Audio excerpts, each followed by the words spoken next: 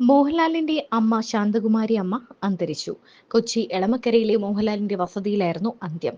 പക്ഷാഘാതത്തെ തുടർന്ന് ചികിത്സയിലായിരുന്നു. മുൻ നിയമ സെക്രട്ടറിയായിരുന്ന പരേതനായ വിശ്വനാഥൻ നായരാണ് ഭർത്താവ്. മോഹൻലാൽ തന്റെ ജീവിതത്തിൽ ഏറ്റവും കൂടുതൽ സ്നേഹിച്ചത് അമ്മയെ തന്നെ വേണം എന്ന് പറയാൻ.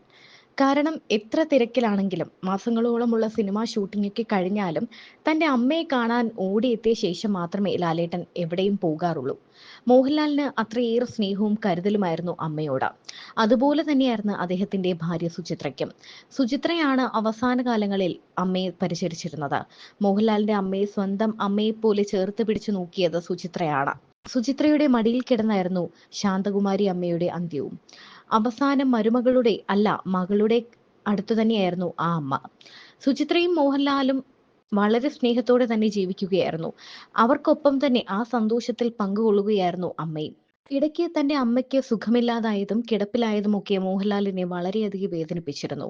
എന്നാൽ പിന്നീട് താൻ വീട്ടിലേക്ക് ഫോൺ ചെയ്യുമ്പോൾ തന്റെ അമ്മ സംസാരിക്കുന്നുണ്ട് എന്നത് വലിയ സ്നേഹവും സന്തോഷവുമാണ് അദ്ദേഹത്തിന് ഉണ്ടാക്കിയത്.